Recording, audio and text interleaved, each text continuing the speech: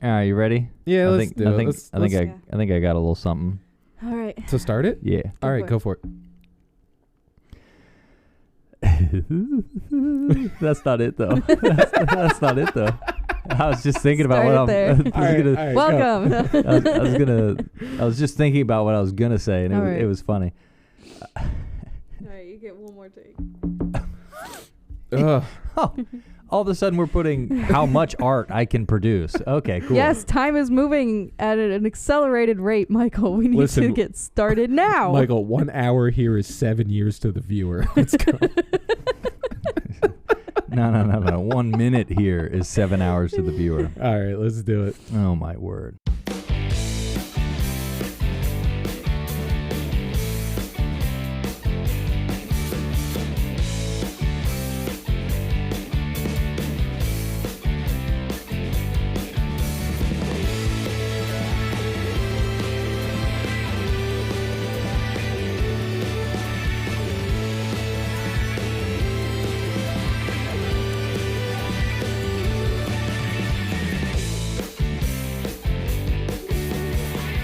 Ladies and gentlemen, if you remember last week or 2 weeks, how often do we put these out? Doesn't matter. Every 2 weeks. Last time we were talking about, we did a recap and we started to get into how certain space movies with a fraction of math make Steve's mind completely melt. Nosebleed. So immediately after recording our last session, Danielle and I decided that we were going to do a space movie to melt Steve's brain, which had not basic level. It had some. Don't try and dumb it down. This movie was hard. It wasn't that hard compared to some other films. The math and the verbiage used wasn't that bad. But Danielle and I knew that this would melt Steve's brain, so I think immediately afterwards we're like, we're going to melt his brain. We're doing Interstellar. Let's do it. And that's what we did. So this week... Let's be honest. You could have just said, Danielle has been asking to do Interstellar since we started this podcast. I was going to say, it was on the original list of movies that we wanted to cover for this podcast. We have that list somewhere. We do. But it was on that list. And I've been saying it every time we're like, what do we want to watch something? I'm like, let's do Interstellar. And everyone's like, no, let's not do Interstellar. So this week we're doing it. I think I'm excited. Just rediscussing the 2 years of doing this reignited the let's melt Steve's brain, and satisfies a little bit because this is a drama. This is a drama. I wouldn't say it's a strict drama, sci-fi drama, because it's hard to have a drama in space because dramas are either normally very relatable with things that we can grasp onto as an audience. So for a drama to be done in space, they need some other elements in it. And I think they did a good job with this one because you're fully engrossed in something that has never happened. And the math, the science is all theoretical. Right. And we don't actually know this stuff. These are things that no humans ever experienced, but we felt like we were experiencing it. Made it believable. I will say, Neil deGrasse Tyson says this movie is very accurate in its depiction of wormholes and space travel. Well, Christopher Nolan's not like an idiot. He's not an idiot. So he makes good movies. He put out Inception, made my nose bleed. He put out Tenet, also made my nose bleed. He put out Oppenheimer, also made my nose bleed because it was just that good. And then there's this movie that makes my nose bleed because, God damn it, I don't understand wormhole travel. Well, they explained it to you very simply with a piece of paper, Steve. Okay, but him putting a pen through a piece of paper does not fully make me understand. Well, it's easy. We'll put it like this. Okay. You know the car mats that you used to play with that had the roads? Yeah. Well, if you wanted to get to the other side of that car carpet, right, you would have to drive along the carpet. Right. But if you fold the carpet to where your starting point touches your ending point, mm-hmm. and you could somehow make the car go through the carpet. When you open the mat back up, you're at the finish line. Holy shit. I feel like that was a pretty good way to describe it. That's not bad. That's like what he did with the paper, but just putting it in like kid terms. Okay, let's just take a shit on what I said. No, but the sad thing is I had one of those carpets. So did I. And so did a lot of people. Really made it make sense. So you get to... Okay, so... You just get to skip the travel because you bend the world. God, that's freaky to try and wrap your head around. So you basically just bend the world till you're where you need to be and then unbend it. So let me just ask, so they were able to get to a different galaxy because this hole opened up the folded world. So the start, of a different galaxy. Kind of. The start, our galaxy is where you start with the car. Yeah. And where you want to go in the other galaxy is the end. And you just bend space-time to make them... So you take out the travel instantaneously by morphing the world. It's like if I could fold the United States and we wanted to go to Disney World. You could just jump to Florida. Straight. But in space. But for us, it doesn't disrupt anything. Right. Because we don't understand how it works. Yeah, well... It's also a theory. Nobody's ever done it. It's probably not true. Theoretical. Just throwing that out there. Yeah. Asterisks in the corner. It's theoretical. I love this movie for the story and the acting behind it. I hate this movie because it makes me feel dumb when trying to explain all this stuff to me. Now, what you just said makes sense. Yep. So if they would have just had that scene of Matthew McConaughey being like, "Hey, remember when you used to have that car?" Well, the paper thing is the easiest, most available way to explain it. Right. But folding the paper is easy to comprehend. The going through the paper. Yes, that's the hard part. That's what we don't understand. I mean, I know how do we get it to do that, and then how do we go through? Like, I know we haven't done Donnie Darko yet, but they have a scene like that where they're talking about dimensions, and the guy literally does the same thing. It's the hole through the paper that's folded. And, like, even back watching that movie, I'm like, I don't understand. I don't get how, like, because you poked a hole through the galaxy, now you can travel to the other end of the galaxy, but how do you get through that hole to get you to the other end of the galaxy? Nobody knows. And they think black holes bend space-time, but you would still have to find a way to enter at a point and exit where you want to go. Right. I have a feeling that it would not go well. I have a feeling the humans would get smooshed. Well, and then that's the... They say in the center, because of the gravitational pull of a black hole, in the center of it, there's a point of infinite density. Right. Infinite density is science talk for we don't know. She thick. Because no, you can't trivialize this, Steve. This is breakthrough science. Thick. You can't have infinite density. You just can't, because you just can't. Infinitely dense. See, this is where you just can't. Yeah, like this is where I start. I'm like, it's too sciencey, but like, I don't want to have to like dive too deep into it. Yeah, I mean, I feel like we can take a step back a little bit and like talk more about the story and how everything connected. Oh, this was not going to be. Michael explained the string theory theoretical. To Steve. As much as I want you to explain string theory to me. Well, that's the thing. We have to understand that we can't. Right. We can't, because we don't know. These are all theories. Mm-hmm. That's why other films take the point of, we can just go really fast. Right. So it's like, we want to be at Saturn. Okay, you could either wormhole there, and that's good for the movie. We don't have to explain how a wormhole works. Or this is kind of the first movie that tries to show the birth of this technology. Right.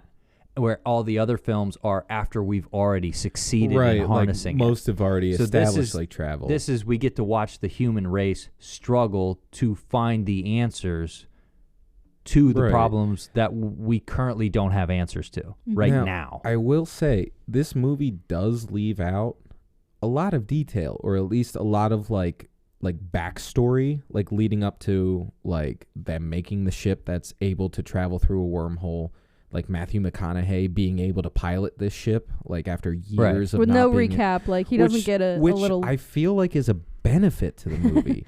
Because, like, if you throw in, like, a 20-30 minute montage of, like, Matthew McConaughey learning how to pilot the ship again, it's like, all right, you just slowed down this whole movie. Yeah. And in a movie where time is the biggest consequence, they don't waste it in the story. They don't waste it. Yes. That was one thing I really liked, is it's like they give us enough meat and potatoes of the science to be like, wow, this is really well thought out. Wow, this is cool. Wow, Christopher Nolan makes good films. That's like his whole purpose. Like that, so we know he makes good movies. Right. So I wasn't surprised that it had a good mix of science, but I was also really impressed with the story in itself. Right. Now, the story starts like a lot of things, and it's just like, here's this guy. He's got this brilliant mind, but he's been forced to live simply because there's dust everywhere. We ran out of food. Everybody was killing each other. Yeah, but we don't really give a shit because this is a movie about the future. Right. They don't really take too much time to explain the apocalypse situation, but they're really good at just putting you in a situation and you understand what's happening without the need for explanation. And they give us just enough with the blight killed off this, then it killed off this, and then we see that okra got the blight. This is the last year we'll be able to grow okra. All we can do is corn. Right. Okay, so, I mean, everybody's digestive system is rigged up by now. Honestly, all corn, Jesus. I love this part because the Cooper's dad, Matthew McConaughey's character, is like, he's like, yeah, we're losing all these crops, whatever. But also, you have to go to this parent-teacher conference. Right. Also, be nice because we need to repopulate the planet, if you know what I'm saying. You're single. And it's time to start mingling. Well, they do give us a little bit about his children's mother. Yes. Where, well, if you hadn't repurposed all the technology, they would have found the tumor in my wife's brain before she died. Yeah. So it does give us kind of a scale of he's got shit going on. Well, and also the scale of how bad the world got so bad that we took resources from hospitals to survive. Right. Well, and this scene with the teacher explaining to him that his daughter Murph got into a fight over the moon landing. The old textbooks. And they were basically saying, no, the moon landing was faked to try and bankrupt the Soviet Union. They just throw that in there. Like, have we gotten to the point at this point in history as a society we're rewriting history to get kids to stop having hope in like leaving Earth? Like, that's incredible. Well, I think the main thing with that is, and I'm not saying we don't twist history now. History is written by the victors, which kind of leads me to believe that we won, but at a large cost. Okay. Whatever the conflict was, we won, and we get to rewrite history. So we did that to bankrupt the Soviet Union so we could win this thing. And there's a ton of movies where the Soviet Union is a bad guy. Like, there's all kinds of movies. The Soviet Union is a bad guy. Whatever, cool. But it was neat to me how their simple life got complicated so fast. Yeah. Like, it got so fast, so complicated. Yeah, that first, I think it was like 45 minutes. Yeah. Where they're setting up, they're showing you all of his life, and it's just like building and building, and you can hear it in the music. Mm-hmm. Once it gets to the point where he has to make this decision, it just like amps up until we get into space, and it's not even like a third of the movie. Well, and and like we had to pause this a couple times, but yeah, like this whole beginning setup of Cooper like establishing his life on Earth, we're kind of getting some of the problems, like, oh, there's these dust storms now, like people are gonna be like running out of food soon if the blight keeps taking effect. Our kids' generation, and then the heavy hitting line of as we run out of this generation will slowly run out of food, but the next generation will be the first to suffocate. Yeah. So it was like, it's inevitable, and maybe not everybody knows it, but you do see kind of an exodus scene where like cars are leaving the city and things like that. So it gets progressively worse over time. Over time. Oh, the whole movie time. But around this time, after Cooper is done with his all that shit, and we get hit with our like first dust storm, they end up getting back to their house, and this is like our first instance of them almost like establishing the whole passage and how we're going to perceive time in this movie. Is they get back to their house, and his daughter Murph has been complaining about like, oh, there's a ghost in my room. Yep. And I think it's trying to communicate.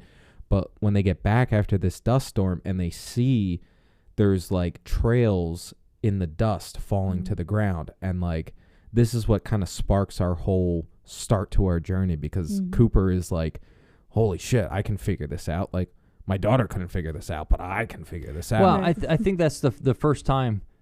He at first it's like, she's a kid, and he even tells her, okay, you can't just say there's a ghost in the room. You have to observe, record, and present. Yeah, he's trying to make a scientist out of his daughter. And so she goes up, and she kind of half figures it out, and then when he goes in and sees the difference, like, oh no, something's going on.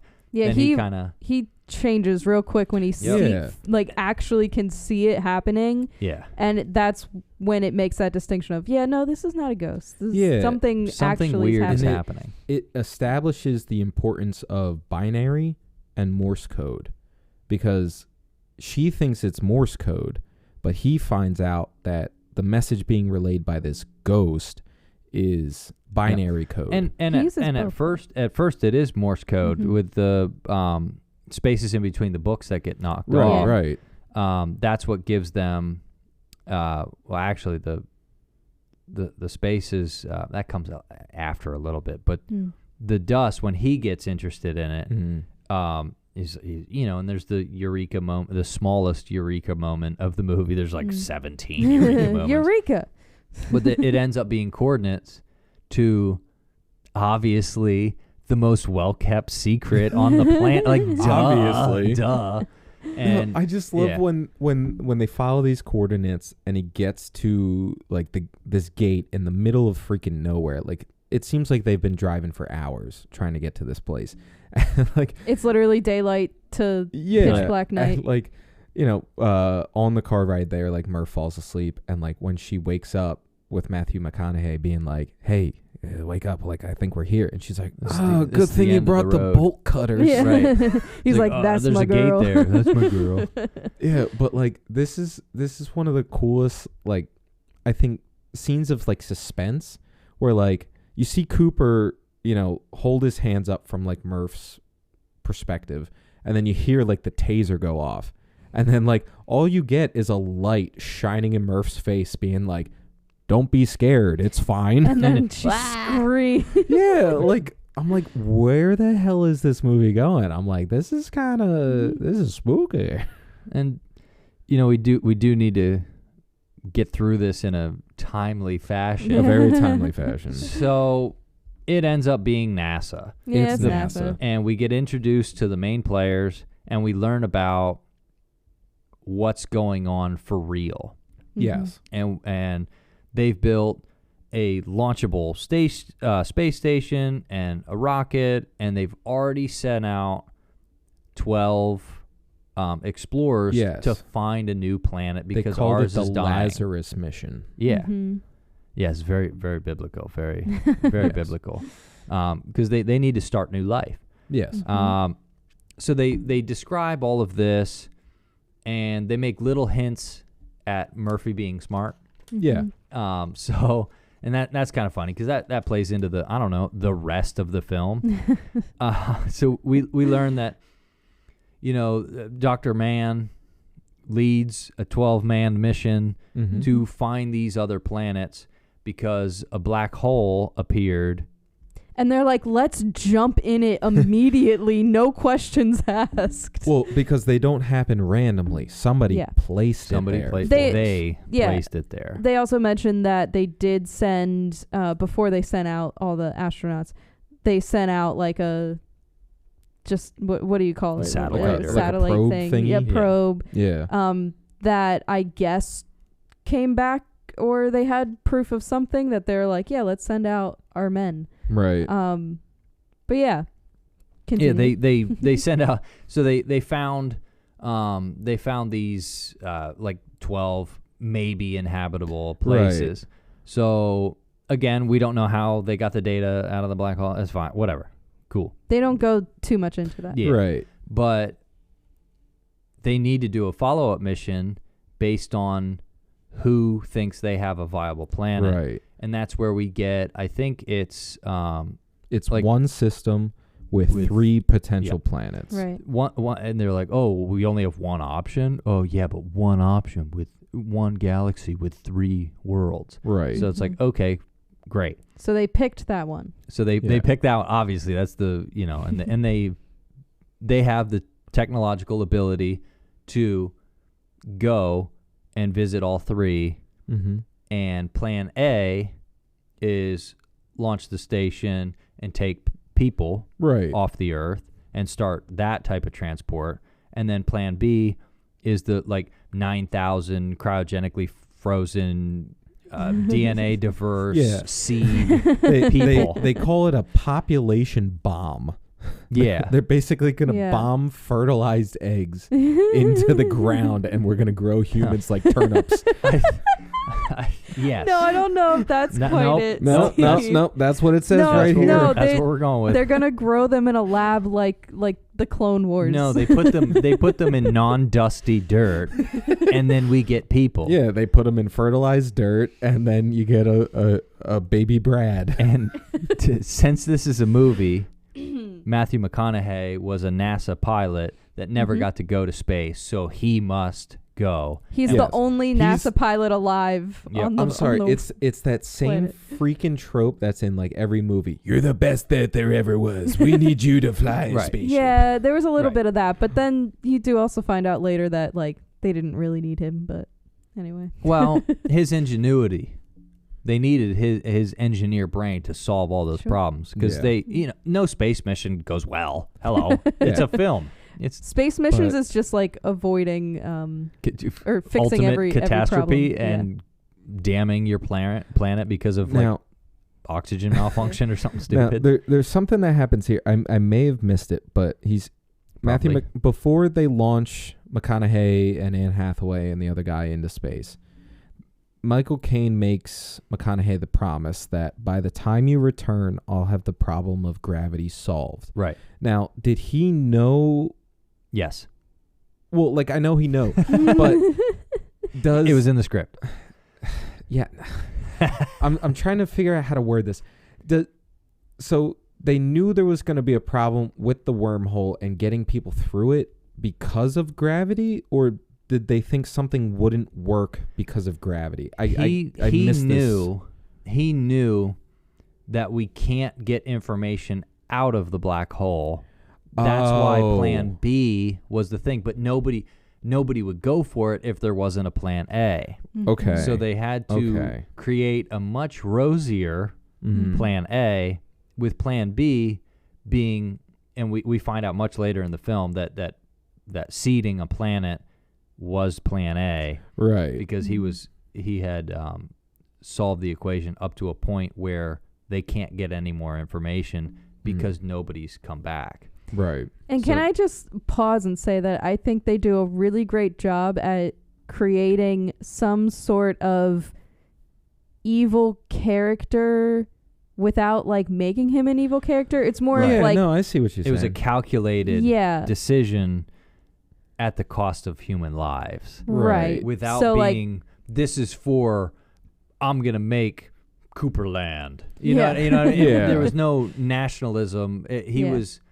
okay with dying on Earth so long as his mission got put out. Continued forward. But you don't really learn that he's the evil guy until later in the movie. Much so later. It makes it really cool that there's not just a villain. It's like... Yeah, it wasn't so much him like having a mustache twirling fucking and revelation. My favorite part is it had nothing to do with money. Yeah. No. All of these space movies have the one guy that's, we need to... I mean, look at Don't Look Up. It's we got to harvest the meteor for cell phone batteries. Why? Yeah. Because there's precious metals on there and we can make money off it. It's like, all right, that's stupid. We're all going to die. Stop thinking like that's that. fine. When you blow it up, you're rich enough, figure out another way to get your stuff. Like, whatever. But, and then we have a ton of emotion leaving. Oh, yeah. These scenes hurt, man. Ooh, that first tearjerker scene where he actually leaves is... Whew. Oh, my God. Yeah. Well, because he's trying to say goodbye to his daughter. Like, the grandpa tells Cooper basically like, hey, your son will be fine. Like, but you have to make up with Murphy before you leave because she's devastated. You got to say goodbye to her. Right. Make it right. And he's trying to apologize. He's trying to say goodbye. And the more he talks, the more I think he makes it worse for her. Yeah, because he steps and, and that's where one of the more memorable lines is, time works differently out there. When I get back, we might even be the same age. And she says, so you don't know when you're coming back. Yeah, like you have no thing. idea when you're coming back. Yeah. And whatever. If you're gonna save the planet, you have to save the planet. So he goes and saves the planet because he was the only option, Steve. The movie wouldn't happen if he didn't save the If planet. Matthew McConaughey wasn't a farmer building robot combines, and he didn't have a dusty house, yeah, we would have never saved the human race. We would not be here today. Right. He doesn't save Earth. So they go over the crew, and the crew is members of that board of NASA. So and it's not like they're sending lackeys up there. They're sending the best of the best so that we have the best shot at Plan A or Plan B. Yeah, there's Beard Guy. Yeah. None of these people matter. Other they guy. all die. Yeah, the spoiler alert. They all die. Nobody matters. Yeah, everybody dies. There's Beard Guy. There's Other Guy. There's Anne Hathaway, and then there's Matthew McConaughey. Yeah, and then there's one other guy that's already in space. But we're not going to find out. We're not going to find out about him yet. So they have the three options, and they launch. And it's an intense moment, and that's it. It's a very intense moment, and it's a great point in the sound design where they just cut off all sound like it would be in space. It's just like emptiness, and it really puts you in that mindset of like, now we're in space now. Inside the shuttle, you would hear. But I did like the breaks in the music because it made the movie go past your TV screen. Yeah. It made the movie feel bigger when you're like, oh right, this is some serious stuff. Well, just to speak on Nolan as like a director, I love how he shows the passage of time in this scene where you don't need the freaking like 2 years later, right? Because None they tell us garbage. It's going to take them 2 years after their initial slingshot or whatever to get to Saturn, to get to this wormhole. I love that it's just almost a seamless transition, and you have that Michael Caine dialogue where he's doing the Churchill speech, and he's doing the whole, like, do not go gently into that night or whatever, rage against the darkness. And, like, now, like, you don't realize that's such a pivotal line of dialogue for him until like a little bit later in the movie, right? But it's such a cool way to show that 2-year journey with him like talking so ominously over that scene, and how it transitions so quickly to them just a speck against Saturn as they like travel by, and just like, I like how they do look back, and they have the recordings that they can check and get periodically, and they're looking back. It's like, you should see the world from here. It's so beautiful. And then they pan to it, and it's like a marble. Like, it's tiny. Yeah, but I just love Michael Caine back on Earth, like, delivers that initial message from Cooper saying, like, hey, man, we're, it's beautiful. You should see it. Like, we're on our way to Saturn. Like, I'll talk to you later. Right. And the way Michael Caine is just like, the next time you hear from Cooper, by the way, is going to be in 2 years. Right. But he'll be outside of Saturn by then. Right. It's like, yeah.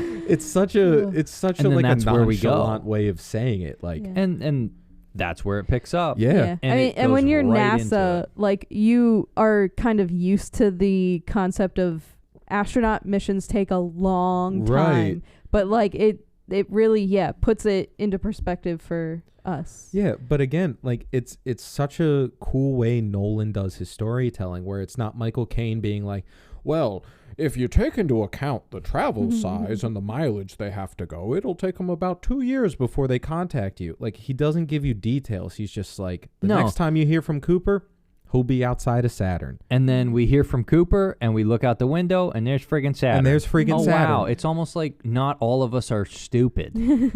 They connect the dots. Yeah. And this is one of the rare times where Steve isn't saying, spoon feed me details. Because Nolan sets up his dialogue in a way that gives you all the context you need, whether it's 20 minutes into the movie or where we're at now, like 50 minutes into the movie. He sets up the concept of what's about to happen, so I don't have to be like, spoon feed me more information, because he already gave me that information. We say this on this podcast all the time. If the movie was made better, the movie would be better. Right. And this is one of the rare occurrences where we don't need to be spoon-fed, because it's crafted in a way to convey information, not just take up space on a movie reel. Yeah.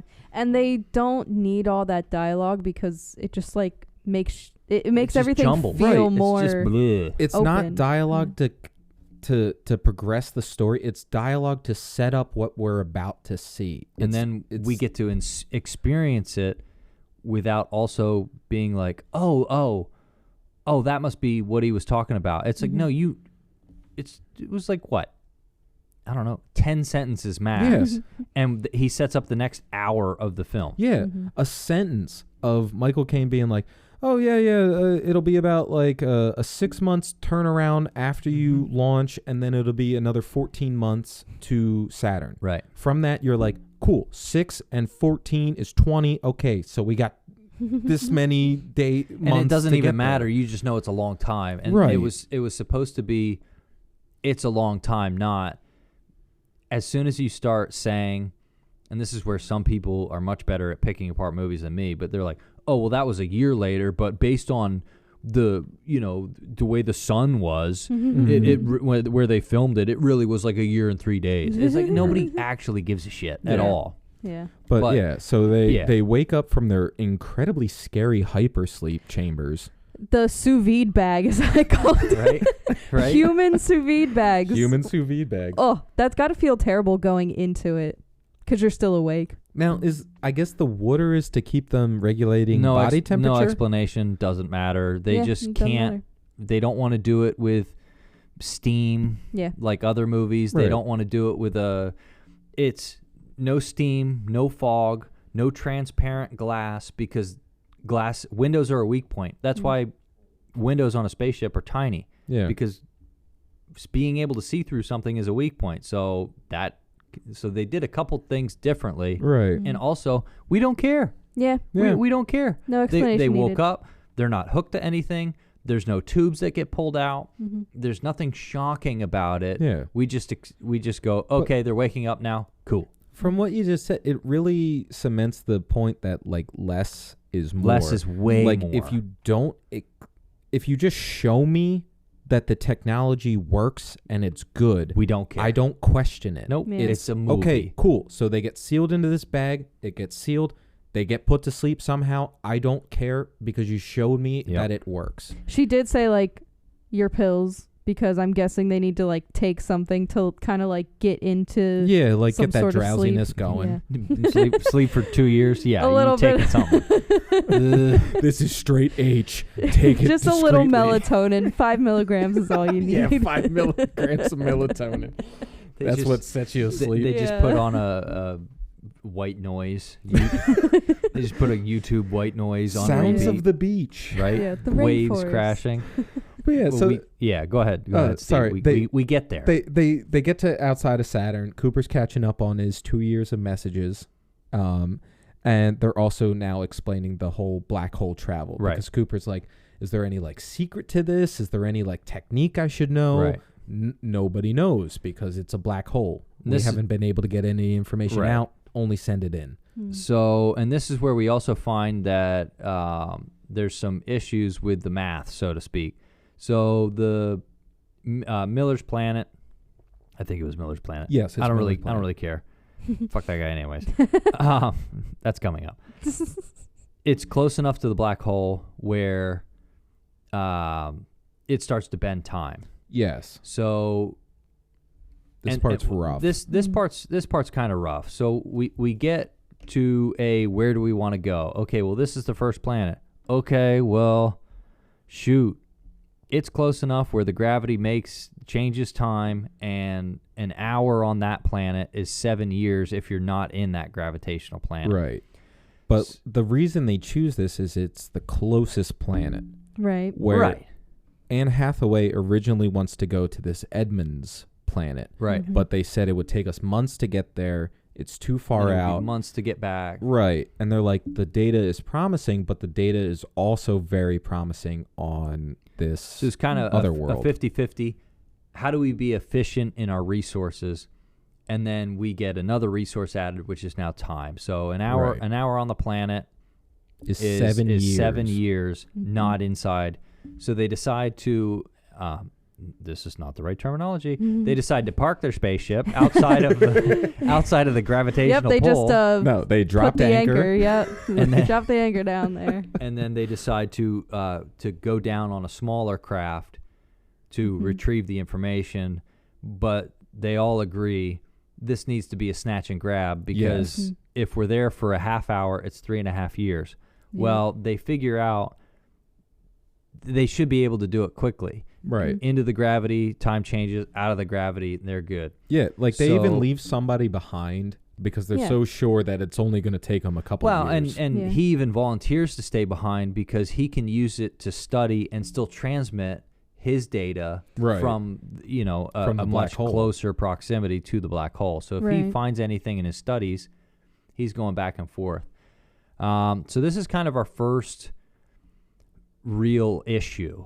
We get down to the planet, and it seems mostly water to me. It's pretty like much shallow, ankle deep water. And that's it. To get a wave that big, I think it would have to be deeper. It's like I'm willing to be Aquaman in my future life, but I don't know if I can swim these waves, man. It's like if you took like the ocean that we have on Earth and you just pushed all the water to one side, and then you were like ankle deep in it. And then the rest of it just came crashing over to the other side. This is where we see him flex his piloting skills on the descent. How do we do this as fast as possible? Well, we wait until amp it up. We're just gonna very last minute accelerate into the Earth. Puts the air brakes on, and they land. Everything's fine. But when they get out of the ship, they kind of go, "Oh, this isn't exactly what we were doing." Yeah. So they basically land on the beacon, and they're shocked because they should be here. There should be a small settlement. There should be something marking it. Well, all they find is debris. Yeah, just wreckage. And it's maybe like 100 yards or whatever, but they're in like knee-deep water, so it takes them a little bit of time. So every aspect of this planet visit is holding them from what they're trying to achieve. They need to spend as little time as possible. Well, what could make it water? What could make it take longer? Well, you have to walk in knee-deep water in a spacesuit. Yeah. So they find all the debris. It gives it that tension too, like that whole being in the water aspect of it. We're under time constraint, and there's like the elements against us. Right. And then when McConaughey figures out that what Anne Hathaway thought was mountains were actually waves, and he realizes one is right behind them, and he starts yelling at them to get back to the ship. Anne Hathaway's being a little stupid head. She's trying to complete what she perceives as the mission, but Matthew McConaughey is also trying to finish what's perceived as the what's good the data if we're dead. Yeah, well, and as a planet, nobody cares. Clearly, it's inhabitable if all of it is one giant wave just going around. Yeah, but not. it's like fuck the data. But I mean, also not to mention, if you guys die down there, then it doesn't matter because there's one guy up there. At least if you survive, you can get to the other 2 planets. We do know that they're gonna survive because Matthew McConaughey isn't the one that stays on the ship. Beard guy dies, and I'm upset about it. He does die. He gets washed away by a wave.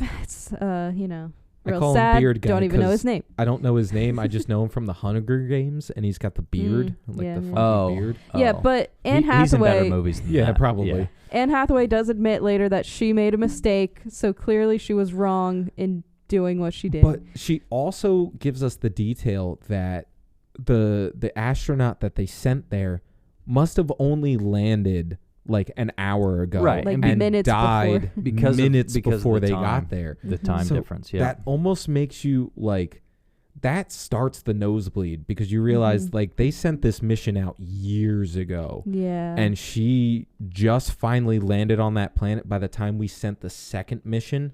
And they just got to the planet, and she would have died like maybe 10 minutes before they got there. But if an hour's 7 years and it took them 30 years, then she was only there for like a few 6 hours. Yeah, it's just like an insane and they concept to like wrap your head around. They thought the ping was coming. Yeah, it was. Oh, it must have been stuck on loop. Well, no, it was just the one ping. Yeah, it just got to us by the time we. Right. Yeah. Oh my god. So they really hammer it hard with this first mission, so to speak, because once they get back on the ship and they make it back to their home base, the guy they leave behind.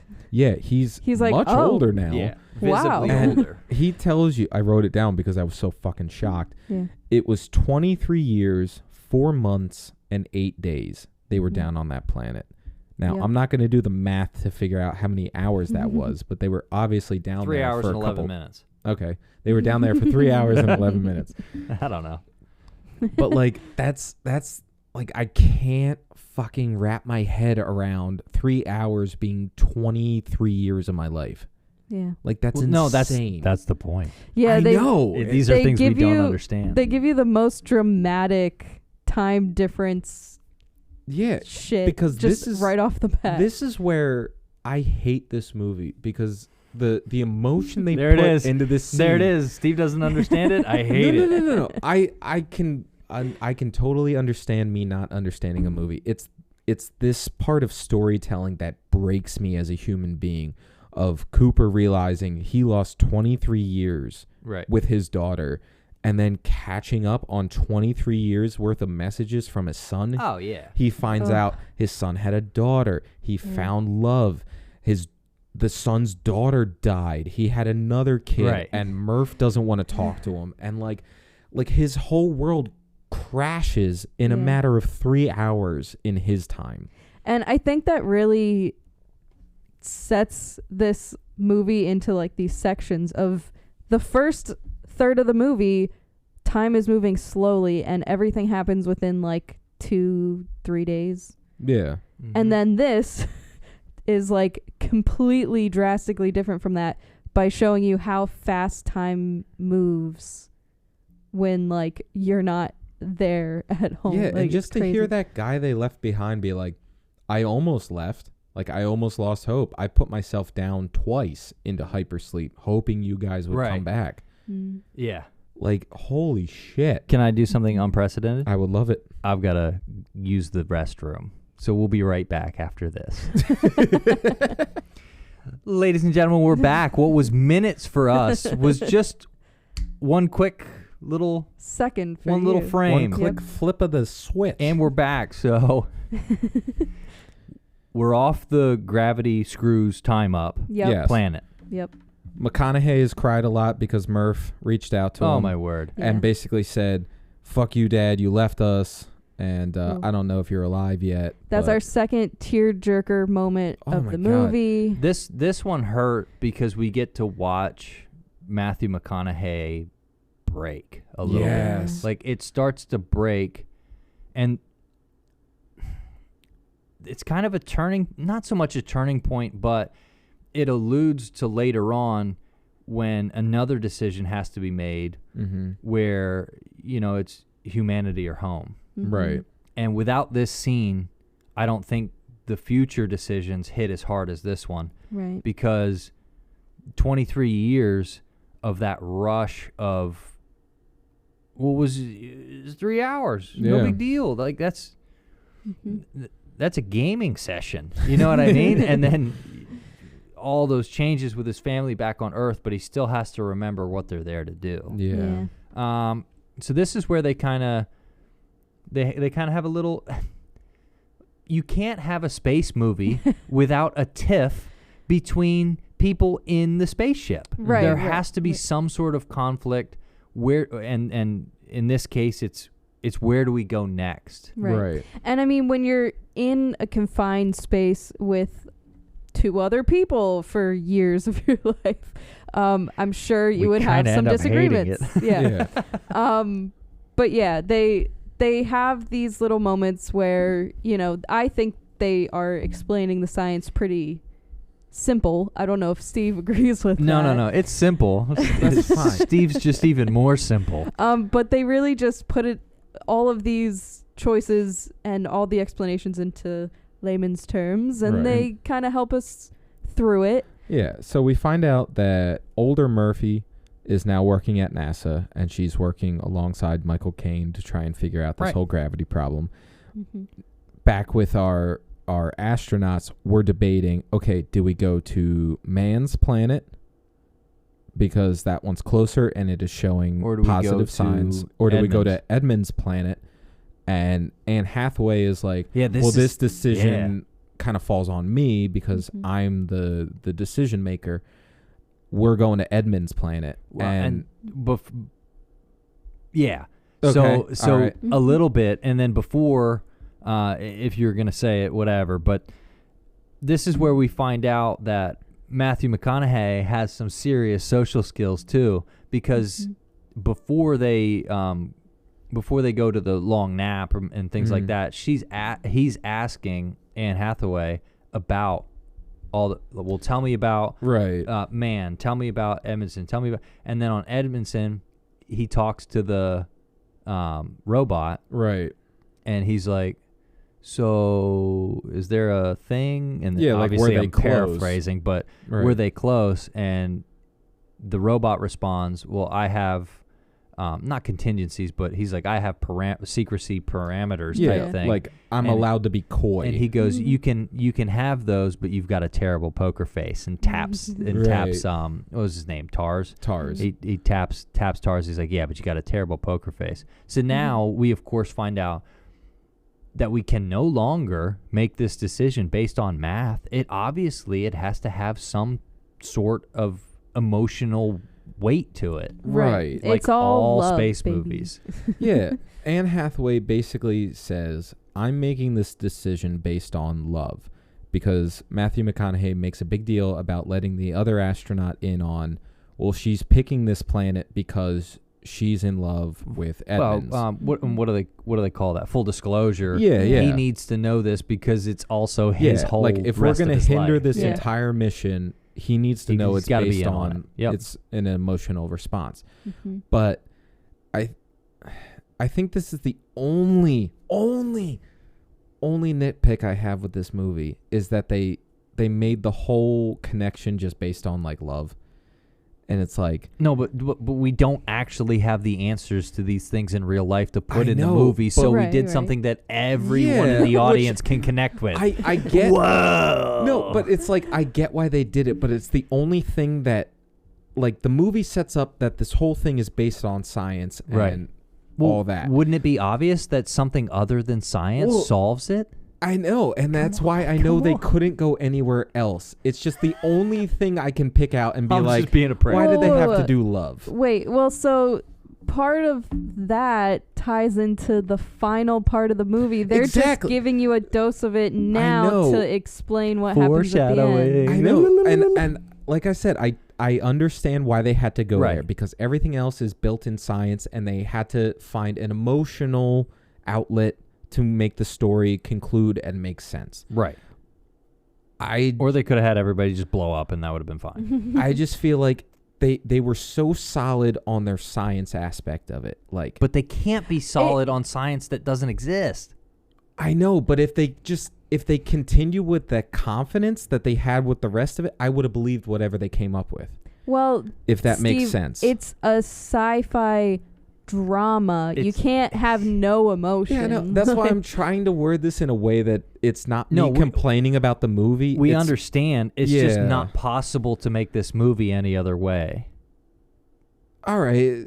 I could bow out to that. Because we don't know the science in real life. Right. And if they started faking stuff at that point in the movie, why the hell did they do all the other science good? Why would he have physicists on his team to make the film? You know what I mean? Yeah, that makes sense. So I guess you need that outside factor and that it really has draws to be the rest of it in. The opposite of science in order for an audience to believe it. It has to be more of because it can't be, well, it was the blue button all along. Like it just can't work in something that's trying to be intelligent. Right. They were intelligent up until they had to be emotional because we as people don't have the intelligence. What? Right. But we have the emotion. And it's like how it's like a guess drama. That's also set up because when he's talking to Tars and Tars is like, well, it's hard to be 100% honest with emotional based beings. Yep. So I guess that 90%. Was his way of being like, well, 90% of this is going to be factually accurate, but that 10% is going to be a little bit of a fudging the truth. Any type of advancement in humanity also takes a leap of faith. Because in order to advance, we have to do something we've never done. So we have to trust and faith and love. I am so glad we're talking about this movie because it's slowly unraveling for me. Okay, this makes sense. Okay, well, I think we need to. That's why you did it that way. Yeah, keep chugging. We need to jump through this wormhole even further. Okay. And where are we at We're now? getting to our next planet. Next planet. We're at Man's planet. Man's planet. We should also, I guess, just to clear up what's happening on Earth, Jessica Chastain is now Murph, and she's being a scientist. Okay, we're at our next planet. And she's a good scientist. She's a great scientist. So we land on a planet of ice. The clouds are frozen. Mm-hmm. Clouds are frozen. Stark contrast. That was such a cool idea, though. Like frozen clouds. That's such a cool idea. I called them crunchy clouds. Anyway. I like that. So we land. We unsheath Dr. Man. Dr. Man. And it's funny because he wakes up and he is immediately sobbing. He is emotional because he hasn't seen a human face in years. Should we also say this is the second time we're rescuing Matt Damon from space? Yeah, but I'm still surprised why he didn't survive off of poop potatoes, but that's neither here nor there. Whatever. Yeah, he should have. You can't plant potatoes in ice. I'm just saying this is the second time in this podcast we're rescuing Matt Damon from a fucking planet. And there's always a loop around and a rescue mission. This is the only time I've ever wanted to not hurt Matt Damon's character. I wanted to hurt Matt Damon. Yeah. Like this is the one time where I'm like, no, in real life I want to hurt you. No. Your acting's great. I don't care. I'm gonna find you and slap you for what you almost did to humanity. But it's appalling, unacceptable, and his agent needs fired because they should have put somebody else in that role. Like, I'm sorry, this is the one I'm kidding. time. I thought he did great. This is the one time I feel like the writing is a hindrance Because you know Matt Damon is a turncoat the minute he starts talking to McConaughey on this walk. He's like, "Oh man, it's great that you have like a driving force to live because you know when you die, you're going to need that." Anyway, 2 minutes down the road. Right. "Hey, you know how you have kids? Oh man, those are great memories to have before you die." Right. Anyway, 2 more minutes down the road. "Hey man, isn't death great? It's almost like the final release before we finally get to relax. You would like to relax, right?"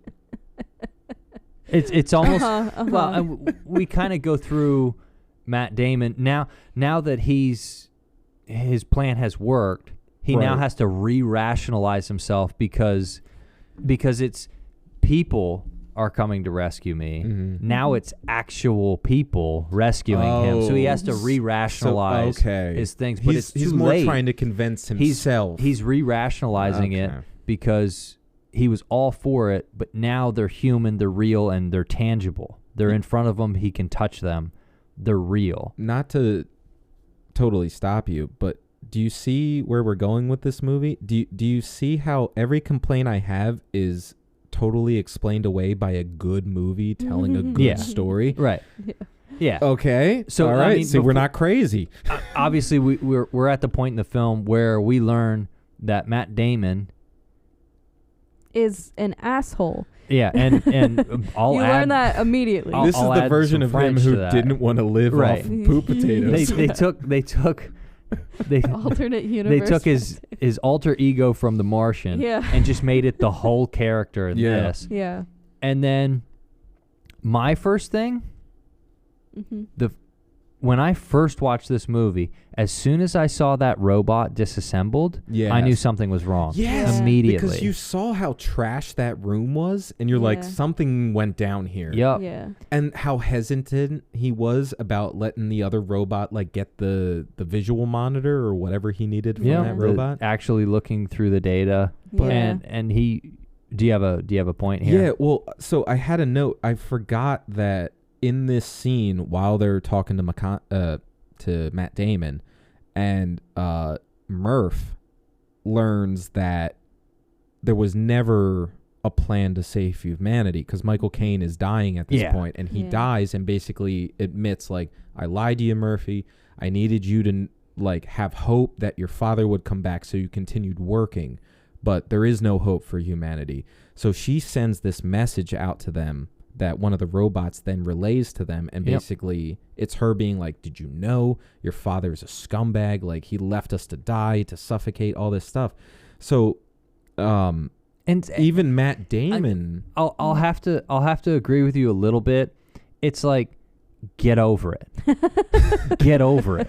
Right. Well, like, it's like, I get it, but she then uses that as motivation to figure out how to save the world. But but the thing is, even Matt Damon knew, and this was before him and Cooper went on this walk, so already you knew he was kind of off, because he was like, "Oh yeah, no, this was the plan all along. I was the colony. Like, we're going to start our colony here." And at the same time, if Elon Musk comes to me and says, "Hey, all right, you don't even know where I'm headed with this." If he comes to me and says, "Hey, the world's screwed. We've got the spaceship. You have to be on it. Just know that all of your friends and family are going to die." But see, Elon Musk told you that. Michael Caine told Matthew McConaughey nothing other than, "You'll come back and you'll save your daughter." That's fine. He needed him to do that. Elon Musk would realize that I'd be able to make that decision. So even if he did, I would hope he would come to the launch. But just know that I would be giving you both middle fingers as I leave the planet, just being like, should have been smarter, Steve, because you could be on here too. Just giving you 2 middle fingers. But was it sneaky? Yes. Was it necessary? Maybe. And that's why he's not exactly the villain. The maybe is what makes it a drama. Right. And so that's what I was saying earlier, is he's not exactly a villain. He did a bad thing that affects everybody. But technically, he did a necessary thing. Yeah, he didn't technically do a bad saved the human race because if he never lied to Cooper to send him out here to make Cooper a trans-dimensional being to communicate with Murph, it never would have happened. So he needed to be that like logical force to start this mission. The emotionless decision then turn it into an emotional decision. Yes.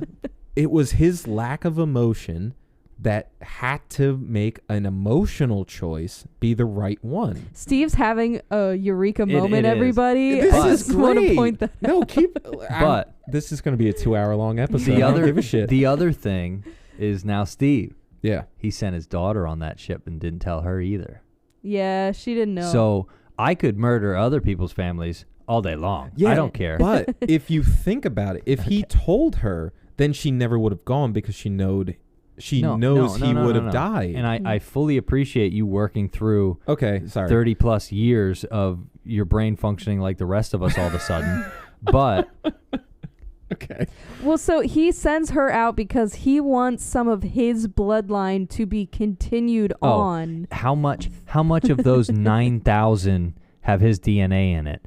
If he's me, all of them. You think Michael Caine's coming in that many cups? I don't think he needed to do that. She's gonna be the one giving birth to a lot of kids. So he wants. No. They have to send a woman. We can't just redact 100 years in science. They would be incubated in artificial wombs. Okay, but I just mean like if they're actually planning on like colonizing, they're gonna need women. He was setting her up to fall in love with Matthew McConaughey and repopulate. Which is what the hand motions were completely unnecessary. Well, they'll only know if they watch it. Nobody ever watches this. Hopefully they're finding out on their own. Oh, wow. But they would be incubated in wombs. Right. And so we don't need to degrade the film with this naughty talk, but there would be more people being made somehow. Yeah. But obviously if I'm building the spaceship, my DNA is going in that cryogenic freezer. But I think we got off task a little bit while Steve realized who he was as a person again.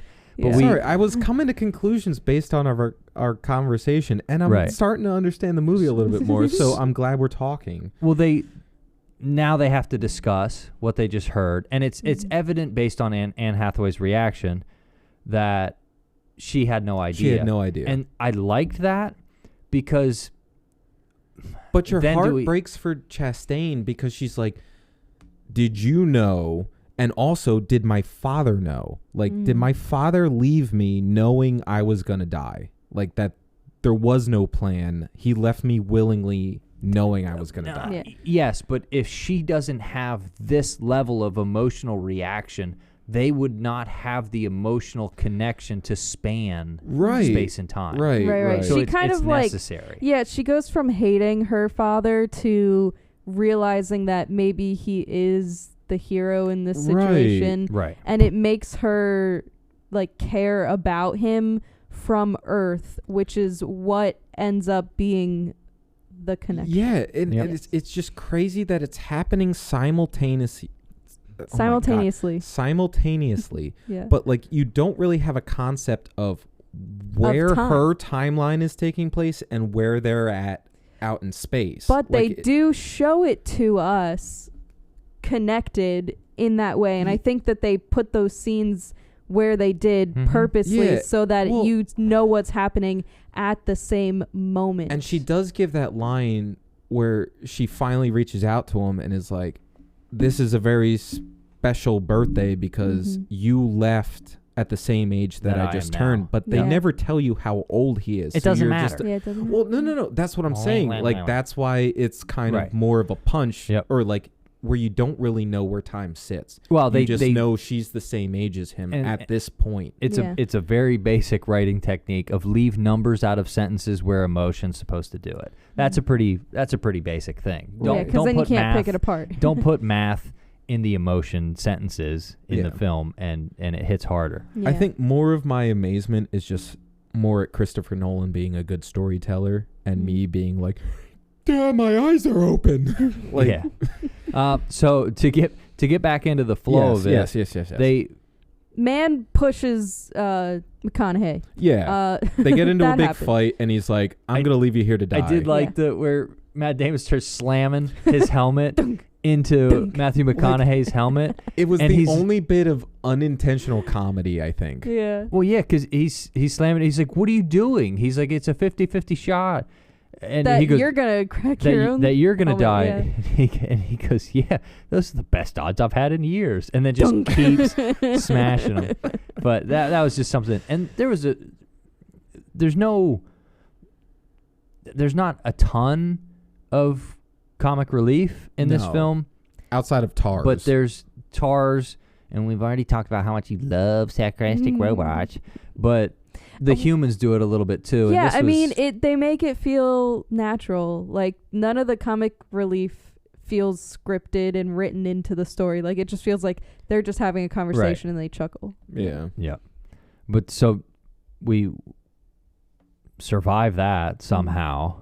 Yeah, he connects his comm back to everybody else to alert them that he's literally dying from breathing ammonia, and then everything starts to unfold because they go to rescue him and they find out that Man is, withholding all this, or he was lying about the information that he found. He faked the data. Yep. And he also made a bomb. Yeah, he made a bomb out of his old robot. Yep. And this is kind of sciencey, and at first I was like, they don't have explosives, and then I was like, oh wait, the drone that they captured, that Matthew McConaughey captured at the start of the film, has a power cell that can last forever, basically. That's a ton of energy. Yeah. You can make an explosive. Okay. Yeah. All right. Yeah. Everything's a bomb. That was for a drone that was made 10 years ago. Well, when you have space technology and the rockets and all of those things, I'm sure one of those things could explode. Right. Now, I guess just to touch back on the Earth plot line is Murph goes back to their original childhood home. Hated this part. Yeah, you're starting to see that there's illness going around because of all the dust. Tom, Matthew McConaughey's son, is starting to cough, and his wife is starting to cough. Their son is starting to cough. This was the funniest fucking piece of dialogue, and Danielle pointed it out. The kid clears the plates and he coughs and he goes, "It's the dirt."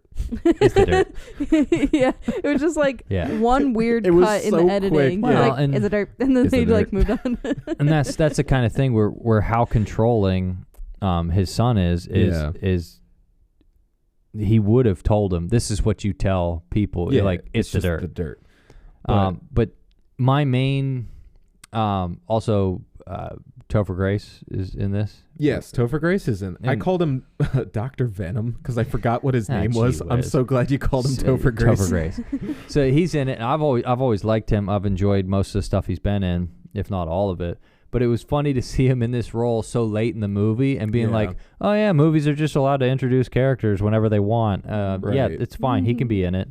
Yeah, and not to mention, you have no idea what happens to him. He's just in these couple of scenes, and then he's just gone from the movie. Right. We don't really need him except to tell him you can't live in these conditions. Yeah. This is the one thing where some dramas do a really good job of evicting emotion out of the viewer, right?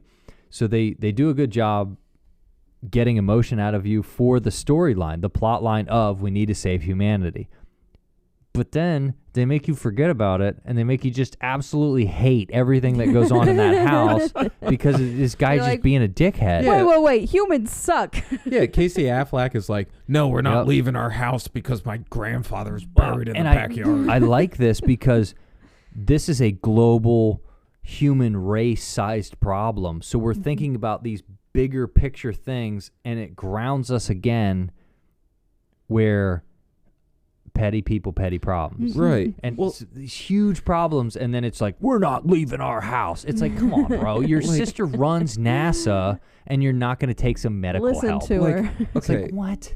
Not to completely dive off, but I just had this thought, and this movie does what I thought Don't Look Up didn't do as well, where it took the petty human problems. Right. Where we know as the audience the world is going to end. There's no point to any of these squabbles. Right.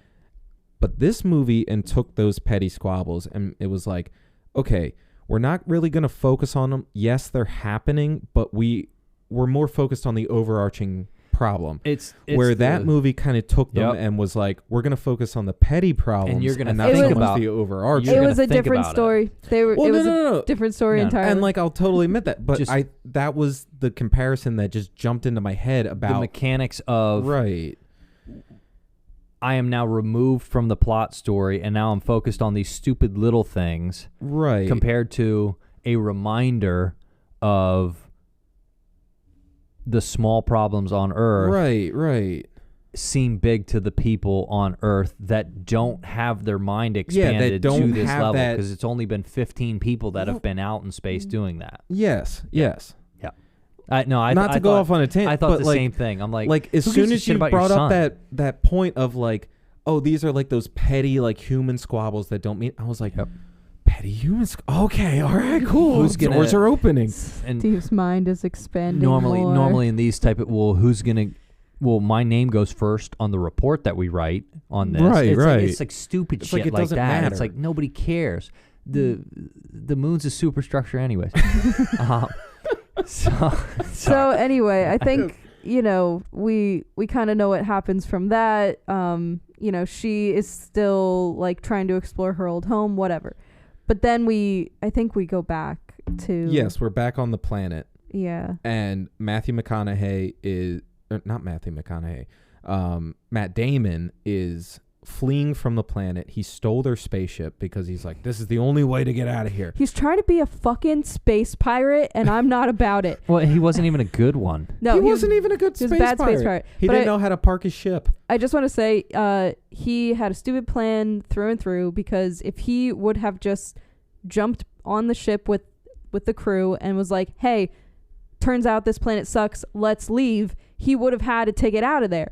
Why did he have to attack them? Well, I don't understand. Well, and that's the thing that gets explained was they wouldn't have visited his planet if he didn't fake the data. Yeah, but once they got there, he could have... Yeah, he could have explained the situation, and they would have gone to the Edmonds planet, right? Because that was their initial plan. He would have had to take it out. Absolutely not. They would have been like, fuck you, and they left him there? No, explain this. Hold on. My hard no is... Okay. If the guy that led the first mission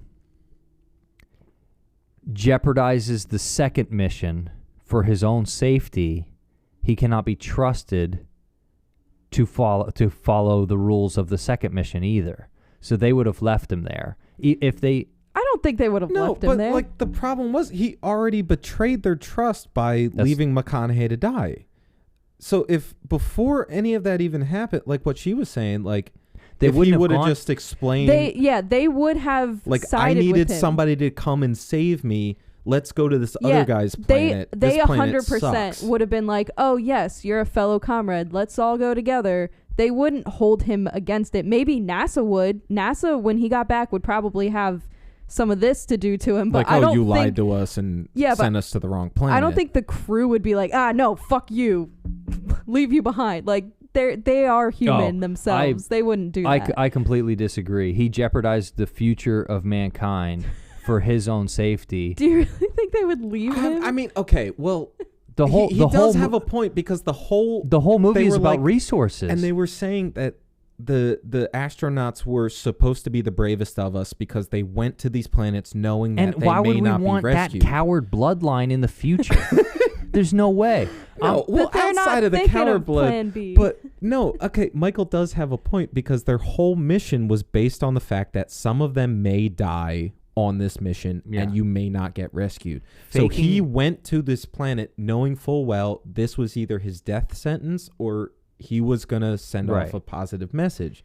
You really think that this crew would say, fuck you, I'm leaving you behind, and they'd hop on their spaceship and leave? We're 100% allowed to disagree. That's why he took... but also don't cut me off, Steve. Right. If he had that plan to blow them up and kill them, he knew they wouldn't have taken him. He would not. He would not have had contingencies. And he resorted back to violence, which was a base human instinct, which they were trying to kind of weed out by getting a new planet. They had to survive. You can't have that in order. This would have been one of those hard decisions where they go, he faked the data. He cost us resources. We lost all that time on the first one. We now come to the second planet out of 3. We now barely have enough resources to get to the third one. And we want to take this guy who lied to us and wasted our resources, jeopardizing the whole human race. They never seemed to have like too much of a problem with resources, but well, and it's not that I disagree with you, but just based on the emotional decisions of Anne Hathaway and McConaughey in this movie, McConaughey probably would have had a problem.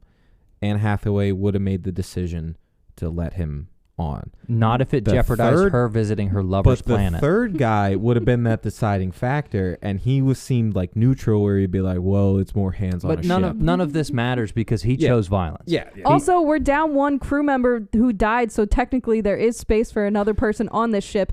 And I think the crew is not going to be that selfish in the moment. But anyway, that didn't happen. That's not where the movie It didn't happen in the movie. I'm just telling you, I'm leaving Matt Damon. I just like the conversation that this started. I'm leaving Matt Damon. Okay, I just don't think the crew would collectively decide to leave him behind. That's fine. We disagree on that. I'd have left him one dry packet of food and a gun. 1/4 portion. No, he'd have had to starve or suffocate.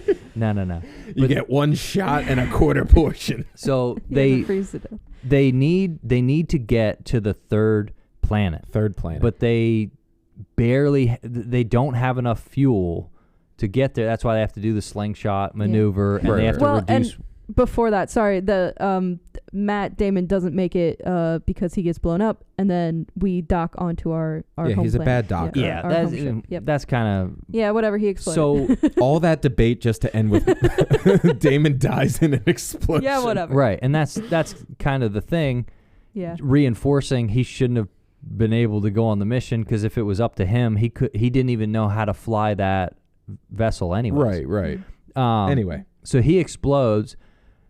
And everything kind of explodes. It takes a section of the space station that they're flying with it, further reducing their resources, and puts them in that spin. Mm-hmm. And they lose a lot of resources with and this again, piloting prowess. He has to time his aircraft spinning to dock with this. That was station, and then that was pretty cool. It was such a cool scene. The one thing I will say is they're spinning counterclockwise, or they're spinning clockwise, right? So if you notice, Anne Hathaway goes with the spin. She leans with, but the pilot turns into the spin. And I like that as someone that likes physics and things like that. You know, you're taking a sharp turn in your car, you got to lean into it so you don't get thrown the other way. Right. Because once you get thrown the other way, then you can never get back. Yeah. So he was leaning into it because he's experienced G-forces in a spin like that. Whatever. Mm-hmm. You do controlled spins as you learn to fly stuff. What was neat was obviously it works, or they have to chop 40 minutes off a film. But they meet up, but they realize that the amount of fuel they used isn't enough, so we're going to give one last boost to the last planet, but we've got to drop some weight. So they drop the other landing vessel, they drop some other stuff. And not to mention, they said this loop that they're about to take around the black hole is going to cost them 51 years. Right. It's going to take a long time to get around because which is a matter of like 20 minutes to them, 51 years. And they have to get that close because they have to use the black hole's gravity to slingshot them to the planet because they don't have enough fuel. So they give a huge boost, everything they've got to launch at the planet, and then we see Matthew McConaughey has his own type of plan. Yeah. And this is where it starts to get trippy, baby. And you're also getting hints from the robots, because the robots are all like, yeah, no, we'll see you later. But they're not saying it to Anne Hathaway. They're specifically saying it to Cooper. Yeah. Yeah. I know I keep going back and forth on McConaughey and Cooper, but it's the same guy. Yeah, Don't worry. Yeah. I'm not trying to trip your brains out. I really enjoy the trippy parts of space movies, and I do think that they had good animation to the point where it wasn't overly trippy. It was just like enough to make you feel like you're falling through time and space. I think what made it less trippy was they seemed to strap the camera to the side of the ship. So when you're going through the things, it feels like you're on a physical prop going through the wormhole. So it's like it seems so much more believable with a camera angle on like a physical thing. Right. Yeah. Like it's such a cool way to do that. Instead of all that coming through a windshield, they basically just took all the separation between what's happening and us out. Mm-hmm. Yeah, and the other thing they do is put the camera on McConaughey most of the time, because they're trying to show his reaction to it, but it takes the focus off of like, we have to make it look like we're falling through a wormhole. Well, and I noticed like I mean, this could be obvious to some, but like it was kind of cool to notice this time. But when he's first going through that wormhole, like after he detaches and he goes through, and like the particles are like hitting his ship, it looks like the dust falling off of the bookshelves.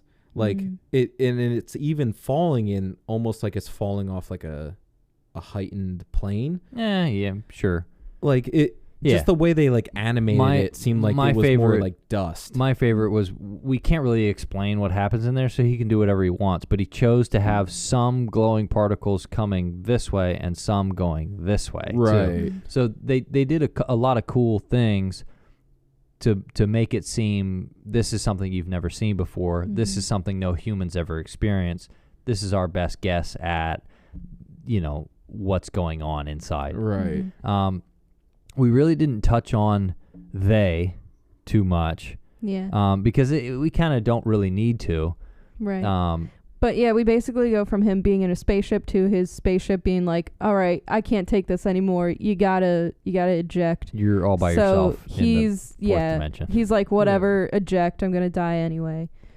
But he just kind of launches himself into the nothingness. I feel like we don't really have to go in to this part in too much detail, just because it's so abstract and it's so weird. But this is where we learn that they have access to time in a physical way.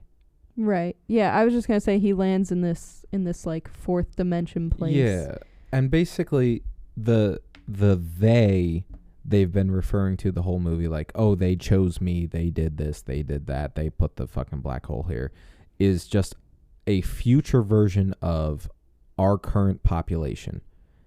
And they took McConaughey, put him through this black hole, and now he's in this fourth dimension, like Danielle said. Yep. And he is now influencing past events to allow the current future to happen. Right.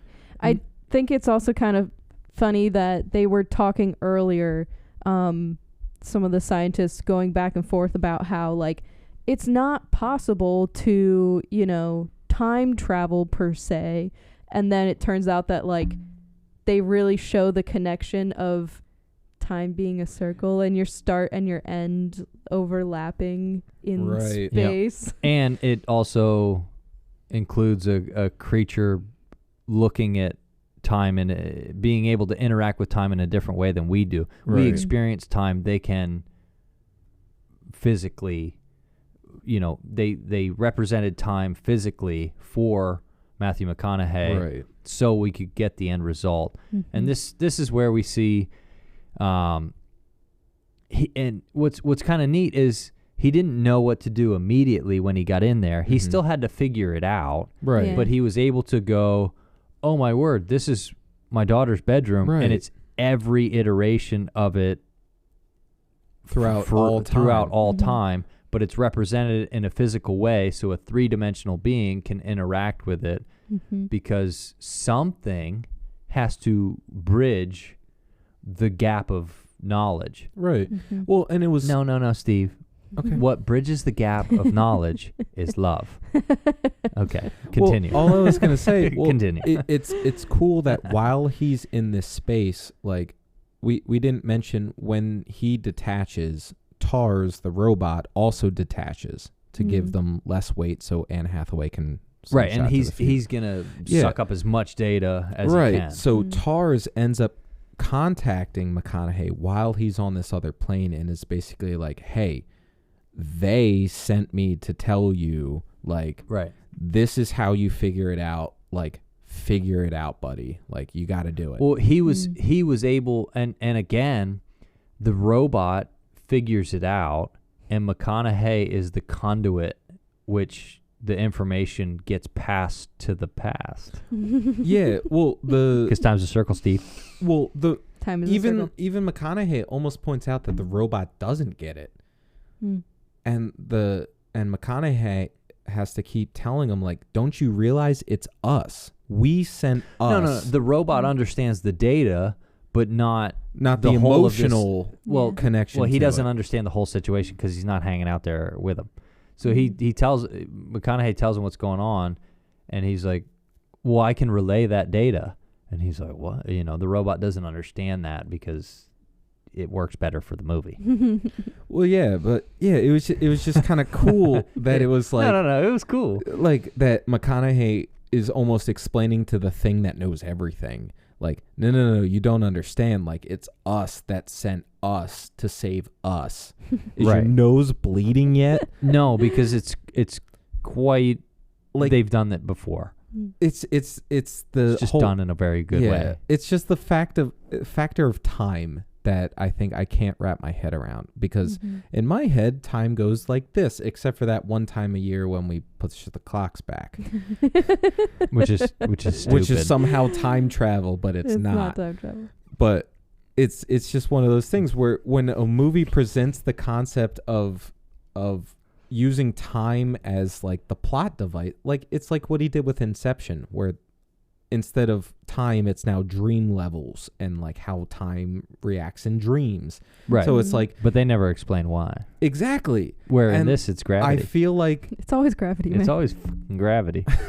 But like even gravity is the answer to life. Even that explanation is kind of like...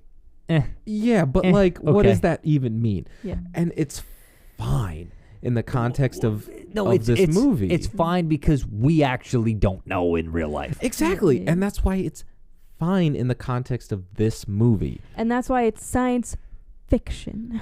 No, this happened. It did happen. I'm still upset with I'm still upset with Matt Damon. Notice how the corn doesn't grow outside anymore? Yeah, we're fucked. No, thanks, Matt Damon. Thanks, Damon. The corn around here grows phenomenally. Very high. But yeah, so yeah, we're, so we're he basically hears from the robot, and he's talking to transferring the data, and he's like, okay, give me the equation to make this machine, but give it to me in binary because I have to somehow relay this to my daughter. Now, earlier in the movie, McConaughey, before he leaves, he gives a watch to his daughter and is like, hey, when I travel, time's going to be different for us. Let's compare when I get back. Yeah, and that's what brings up the whole line of like, I might be the same age as you by the time I get back. So that watch was like an early laid plot line that didn't really come to anything until the last like 20 minutes of the movie. And she finds out that McConaughey has been relaying the equation through Morse code in her watch. So she gets her watch, she figures out the equation, she has her eureka moment, which I think is wasteful because she just threw this entire equation down a giant NASA hallway. She wanted a dramatic moment. Well, if you notice, she wrote it on the chalkboard and then through papers, but I digress. I feel like that would be hard to like get that back in order. And she does say, you know, it's traditional. It's traditional. Yeah. Which is fine. So she solves what her predecessor said was impossible because we don't have the data. Well, they actually got the data, so now they can solve it. Yeah. Right. So now they do. Matthew McConaughey dies. Yeah. So he relays that message, and they close the Tesseract. Close the black hole. Yeah. But they put him back right outsed of Saturn. Yeah. Well, and it's kind of cool. The black hole is outside of Saturn. Yeah. They pushed him right back through that black hole. But yeah, it basically cuts to, like, it shows a scene of McConaughey shaking Anne Hathaway's hand, which happens earlier in the movie when they first go through the black hole. Right. The wormhole time bending. It's kind of just more him showing like Cooper is outside of time at this point, like he's going wherever. But they put him right outside of the wormhole, and it then cuts to him waking up in a bed and him being told, he's like, hey, slow it down there, old man. You're technically 124 years old or something. So I'm guessing he was in space for, I don't know, like 90 years. Right. Like if, like, let's say he left in his, like he was 30. Like 35. Like, let's say he was like 35.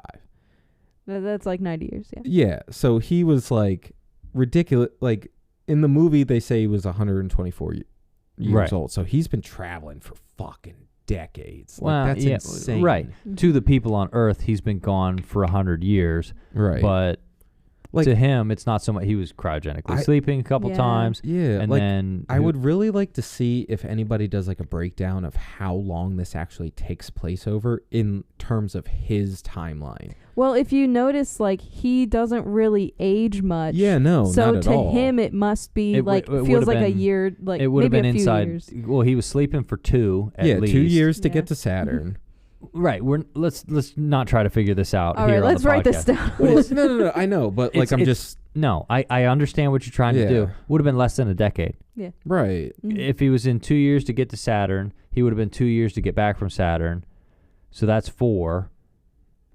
And then he got dropped off before Anne Hathaway, so he didn't need to do another long sleep type thing. So it would have been inside a decade. Right. Where all that happens. So for him, it's less than a decade probably. Right. But for Earth, it was 100 years almost.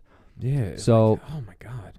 But we get, and this, obviously we can tell the movie's starting to wind down. We're starting to wrap up some things, and they have a couple cool, they're on Halo. Yeah, what is it? They're on Halo. They're on they're on the cities that are in the Halo games. Yeah.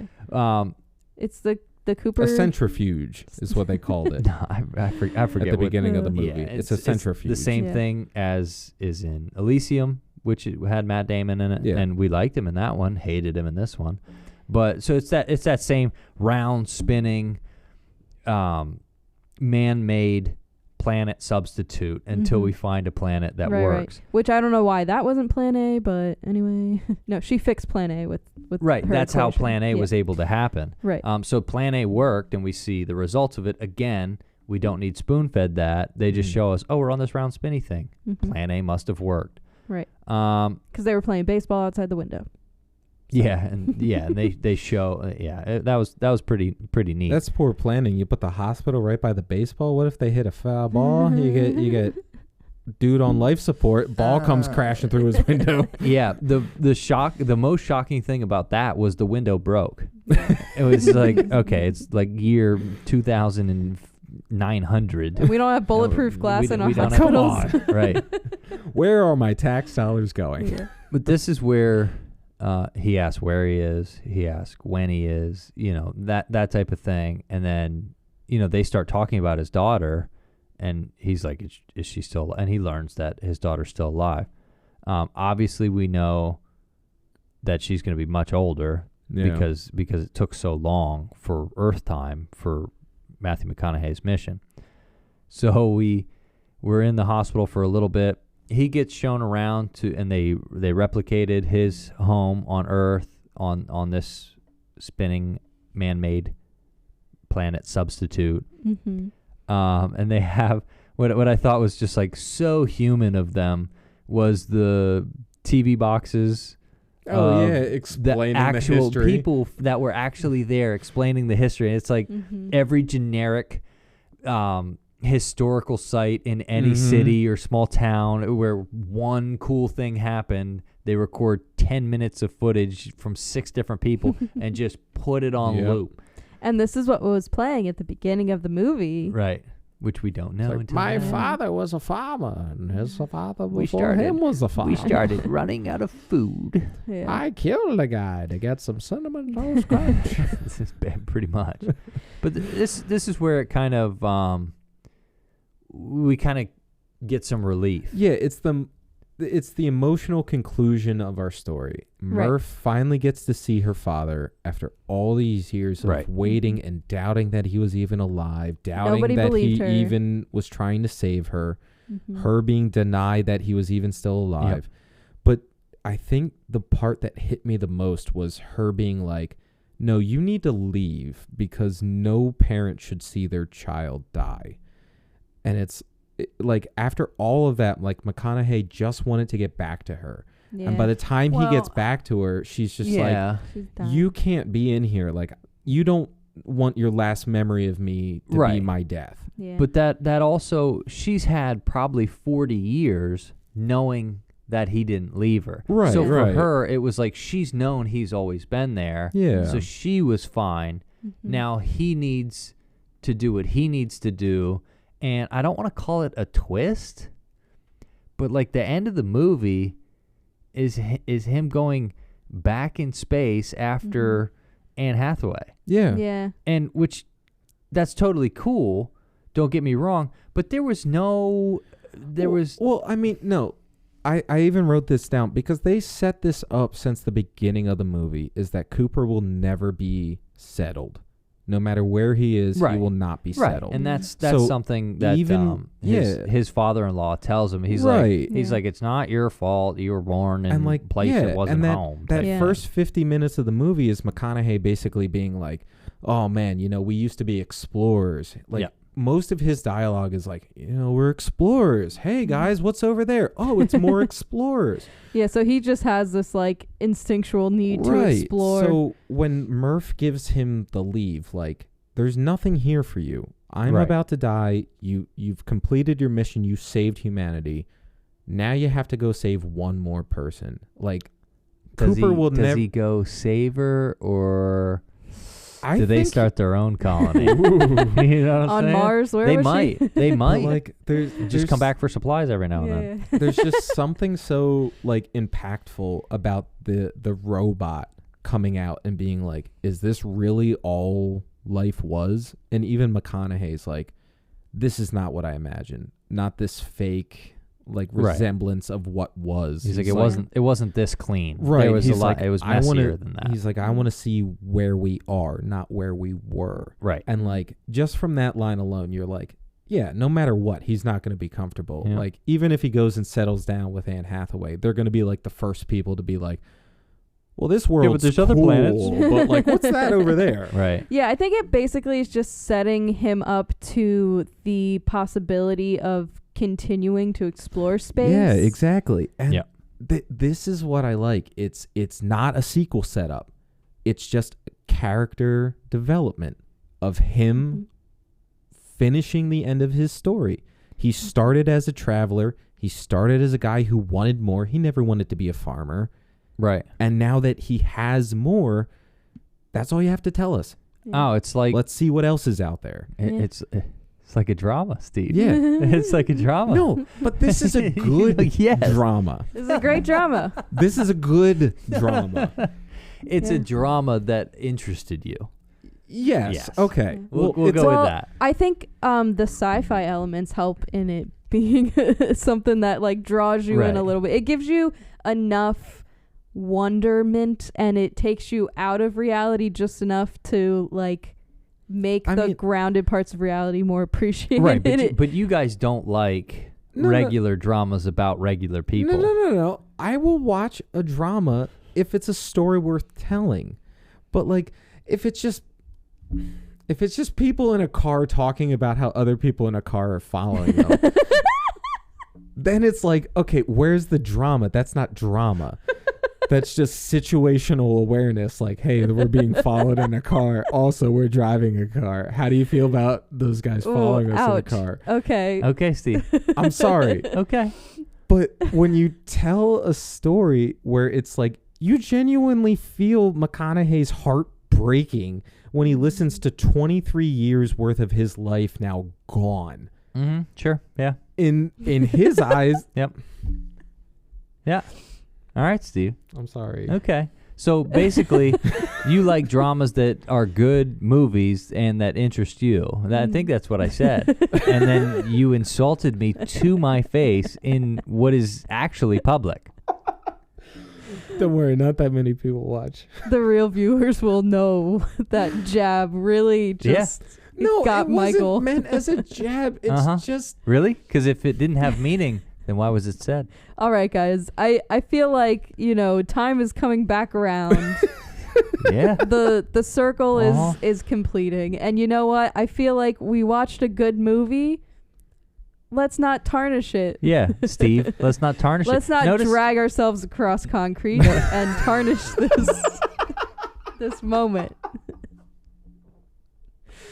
The sacrifices I make to be a part of this show. Michael. It's ridiculous. I love Steve. Mm-hmm. I love your suggestions.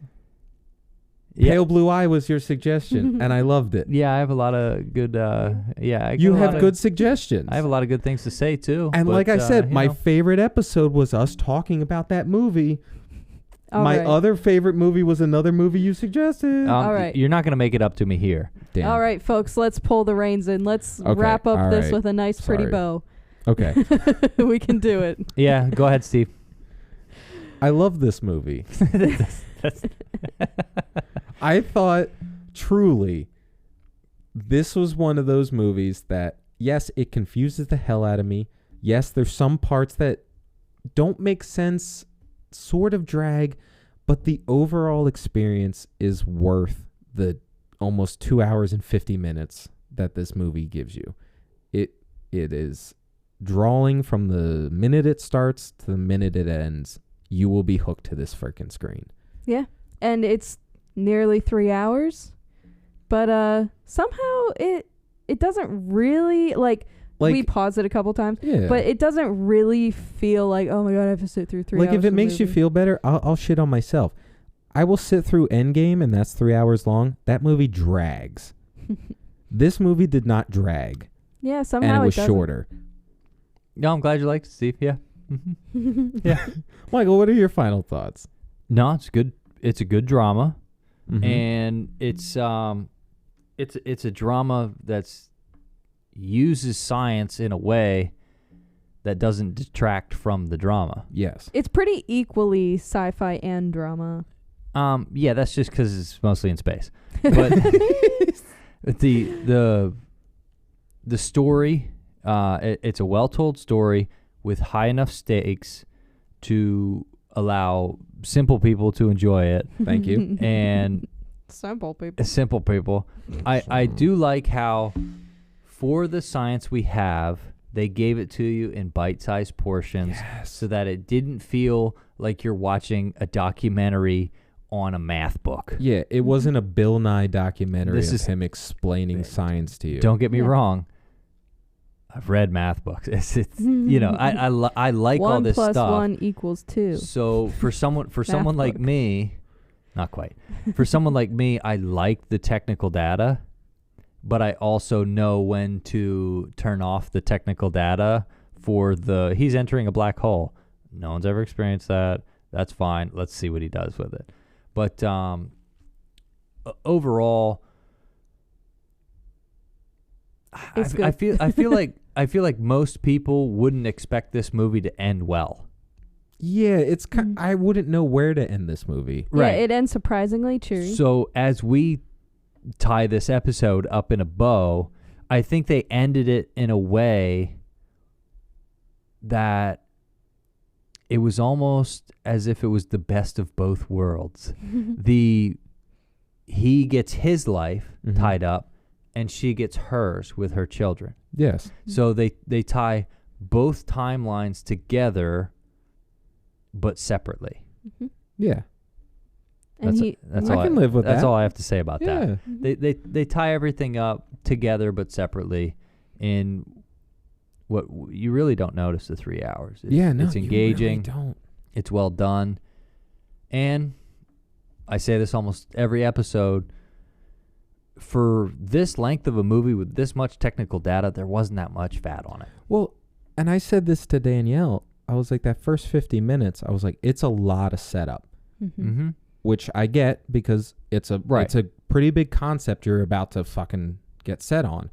But even that first 50 minutes, once we paused it, we were like, holy shit, that was 50 minutes? Yep. And that's, okay, that's what they tell us in 50 minutes? Yeah, they tell you a whole movie's worth of, like, setup. They basically give you a movie in 50 minutes, and then they're like, oh, yeah, also, there's another like 2 movie. more movies. And that's the thing where the dramas told well allow for that, where the amount of setup is justified by the ending, and the stories carry the weight of the information given, which is hard to do. That's why it took a good director, a good story, and great actors, good execution for all of it. I would recommend to anybody who likes space dramas, I guess. Yeah, like if you made it to the end of this, I think you could tell we enjoyed this movie by the amount we freaking just talked about this. And we could continue to talk about this, I feel like, for another 3 hours. I have 5.5 pages of notes. We didn't hit on half of this, and I'm fine with that. We're going to have to make a part 2, another No, absolutely not. If Steve wouldn't have insulted me, I'd be on board for a part 2. But since he decided to bring up previous episodes he didn't like, I'm just going to stab him after we're done. Well, I won't be here next time, but I'm glad we made it through Interstellar. The sound levels on the next episode will not be that great. I'll be doing it, but we'll be lucky if things are plugged into the right slots. Yeah, we'll figure it out. Now we'll probably have some lighter fare for everybody. Next time. A nice, hour 30 movie. But guys, I will say this is a good way to start into the new year. Yeah, a brand new, like, punch you in the face sci-fi movie. That's great. I feel like I got punched in the face. Well, I think we from the future told us how to start this year. I like it. Yeah. Hopefully they have the rest of the year planned out, because I got no other ideas. Yeah. Thanks, future us. Woo! High five, future self. And we will see all of present yous in the future with our next episode. All right. Yes. As long as it doesn't take us a 51-year turnaround.